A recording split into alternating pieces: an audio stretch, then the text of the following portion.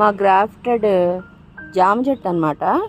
దీనికి ఏంటంటే ఇగో ఇలా ఎండిపోయిన, చూడండి ఇక్కడ ఇలా ఎండిపోయినట్టుగా ఆకులు వస్తాయి. ఇది ఒక డిసీజ్ అనమాట.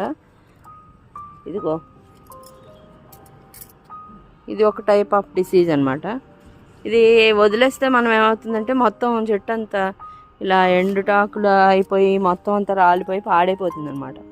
సో మనం ఏం చేయాలంటే ఇవి వచ్చినప్పుడు ఈ ఆకుల్ని తుంపేసేసుకుని దీనికి చక్కగా నీమ్ ఆయిల్ స్ప్రే చేసేసుకుంటే మళ్ళీ మంచి చిగుళ్ళు వస్తాయి అన్నమాట. ఇలా తుంపేసుకోవాలి, వీటిని తుంపేసేసి పడేసేసుకోవాలి. లేకపోతే మొత్తం పాకిపోతుంది. ఇది మిగిలిన చెట్టుకంతా కూడా పాకిపోతుంది అన్నమాట. ఇలా చేసుకుని నీమ్ ఆయిల్ ఒకసారి స్ప్రే చేసేసుకున్నామంటే మళ్ళీ చక్కగా హెల్తీగా ఉంటుంది చెట్టు.